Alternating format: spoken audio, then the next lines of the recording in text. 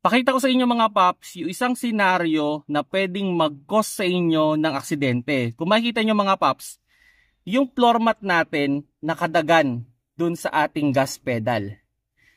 Okay? So mali yung pagkakasetup ng ating floor mat. So ang problema dito, halimbawa ini-start mo yung sasakyan, pwedeng tumaas yung RPM niyan. Then kinambyo mo sa drive o reverse. Pwede mong hindi na makontrol yung inyong sasakyan. Ang isang problema din dyan mga paps, dahil nakaadagan na nga yung ating floor mat sa ating gas pedal, pag namreno tayo, pwedeng lalo nating ma-press yung ating gas pedal habang tayo ay namemreno. So pwedeng hindi na natin makontrol yung ating sasakyan dyan. Then ito pa yung isang senaryo.